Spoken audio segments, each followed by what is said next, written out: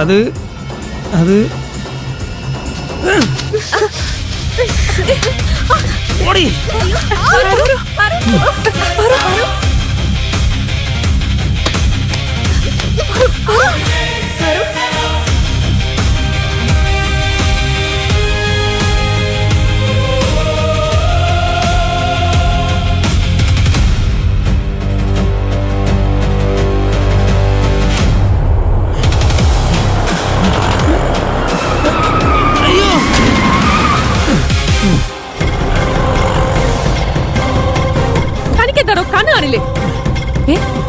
നീയോ?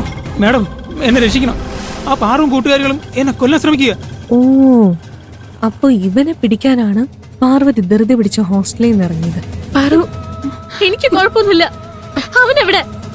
അവൻ രക്ഷപ്പെടരുത്. വാ. മാഡം ഇങ്ങനെ ആലോചിക്കാൻ സമയമില്ല. അവരെന്റെ പുറകെ ഉണ്ട്. എന്നെ എത്രയും പെട്ടെന്ന് ഇവിടുന്ന് കൊണ്ടുപോകണം പ്ലീസ്. ശരി, നീ വണ്ടി കയറി.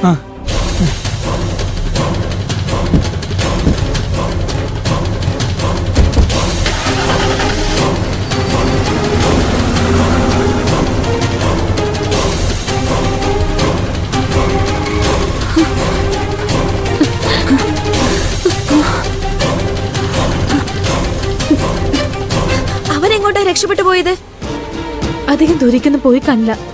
നമുക്ക് 3 വഴിക്ക് അന്വേഷിക്കാം. അവനെ ആര് കാണുകയാണെങ്കിലും ബാക്കിയുള്ളവർ ഫോൺ ചെയ്ത് അറിയിക്കണം. ഒറ്റയ്ക്ക് നേരിടാൻ നോക്കണ്ട.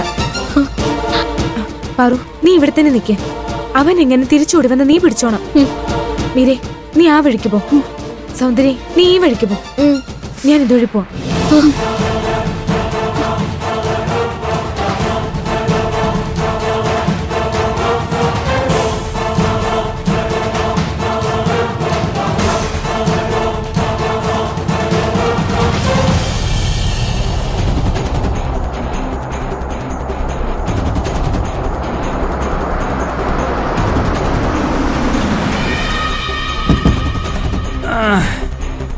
അയ്യോ അമ്മേ.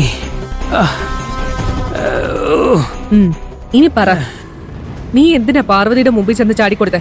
അതിനുമുമ്പ് മാഡം ഞാൻ ചോദിക്കുന്നതിന് ഉത്തരം പറ. പാറുന്റെ ജ്യൂസിൽ മാഡം എന്താ എന്നോട് കലക്കി കൊടുക്കാൻ പറഞ്ഞേ? എന്താ എന്താ മാഡം ഒന്നും അറിഞ്ഞുകൂടാത്ത പോലെ ഇരിക്കുന്നേ? സിൽവർ ജൂബിലി ഫംഗ്ഷൻ നടക്കുന്ന സമയത്ത് മാഡം പാറുന്റെ ജ്യൂസിൽ കലക്കാൻ എനിക്കൊരു മരുന്ന് തന്നില്ലേ? അതെന്തിനുള്ളതായിരുന്നു? ഞാനാണ് നിനക്ക് ആ മരുന്ന് തന്നെന്നും നീ പാർവതിയോട് പറഞ്ഞോ? ഇല്ല. ഭാഗ്യം, കൃത്യസമയത്ത് അവിടെ എത്തി ഇവനെ രക്ഷപ്പെടുത്തിയത് കൊണ്ട് പാർവതി ഒന്നും അറിഞ്ഞില്ല. ഇല്ലെങ്കിൽ എല്ലാം കൈവിട്ടു പോയേനെ. അല്ല, ഞാൻ എപ്പോഴാ നിന്നോട് പാർവതിക്ക് മരുന്ന് നൽകി കൊടുക്കാൻ പറഞ്ഞത്? മാഡം അല്ലേ, കരുണാകരൻ സാറാ എന്നോട് അങ്ങനെ ചെയ്യാൻ പറഞ്ഞത്. മാഡം ആവശ്യപ്പെട്ട പ്രകാരം അങ്ങനെ ചെയ്തതെന്ന് അദ്ദേഹം പ്രത്യേകം പറഞ്ഞു. അയാൾ എന്ത് പറഞ്ഞാലും നീ വിശ്വസിക്കോ? അദ്ദേഹത്തെ സംശയിക്കേണ്ട കാര്യം എനിക്കില്ലല്ലോ മാഡം. എന്തായാലും ആറുവിനെ ആ ജ്യൂസ് കുടിച്ചതിന് ശേഷം കാര്യമായി എന്തോ സംഭവിച്ചിട്ടുണ്ട്. അവക്ക് ആ ജ്യൂസ് കൊടുക്കാൻ പ്ലാൻ ചെയ്തവരെല്ലാം അവള് പകയോടെ തിരയുന്നുണ്ട്. എന്നെ അവള് ഒരു മനുഷ്യത്വം ഇല്ലാതാ തല്ലിയത്. കുറച്ചുകൂടെ കഴിഞ്ഞെങ്കിൽ അവൾ എന്നെ ഉറപ്പായിട്ടും കൊന്നേനെ. സത്യം അറിയാൻ വേണ്ടി പാർവതി കൊല്ലാൻ പോലും മടിക്കാത്ത അവസ്ഥയിൽ എത്തിയിട്ടുണ്ട്. ഞാനാണ് ഇതിന് പിന്നിലെന്ന് അവൾ അറിഞ്ഞ എങ്ങനെ പ്രതികരിക്കുമെന്ന് ഓർക്കുമ്പോ തന്നെ പേടിയാവുക. നിന്നെ പാർവതി എങ്ങനെയാ കണ്ടുപിടിച്ചത്? അവളും കൂട്ടുകാരികളും ചേർന്ന് കൃത്യമായി പ്ലാൻ ചെയ്തിട്ടാ എന്നെ കുടിക്കിയത്. എന്ത് പ്ലാൻ? ആ സൗന്ദര്യ ജോലി വേണമെന്ന് പറഞ്ഞ് വേറൊരു നമ്പറിൽ നിന്ന് എന്നെ വിളിച്ച്. ജോലി കിട്ടാൻ വേണ്ടി എന്തും ചെയ്യാമെന്ന് അവൾ കുറേ കെഞ്ചി പറഞ്ഞു. ഞാനതിൽ വീണുപോയി മാഡം. എത്ര പണി കിട്ടിയാലും നീ ഒന്നും നന്നാവില്ല അല്ലേ? ഇങ്ങനെ പോയാ പാർവതിയല്ല, നാട്ടുകാർ തന്നെ നിന്നെ തല്ലിക്കൊല്ലും. എപ്പോഴും എന്നെ പോലെ ആരെങ്കിലും വന്ന് രക്ഷിക്കുമെന്ന് നീ കരുതണ്ട. ഇനി ഇങ്ങനെയൊന്നും നടക്കാതെ ഞാൻ നോക്കിക്കോളാം മാഡം. പക്ഷേ ഇപ്പോൾ ഉള്ള പ്രശ്നത്തിൽ നിന്ന് എങ്ങനെ രക്ഷപ്പെടും മാഡം? പാറുവിന്റെ മുന്നിൽ ചെന്ന് വിട്ട അവളെന്നെ കൊല്ലും. തൽക്കാലം നീ ഈ സിറ്റി വിട്ട് പോയിക്കോ. ഒരു 6 മാസം കഴിഞ്ഞിട്ട് തിരിച്ചു വന്നാ മതി. അപ്പോഴേക്കും കാര്യങ്ങളെല്ലാം ഒന്ന് തണുത്ത് കാണും.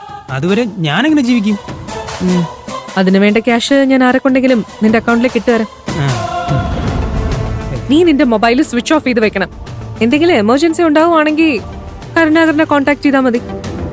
നീ എന്നെ ഒരു കാരണവശാലും വിളിക്കരുത്. ശരി മാഡം.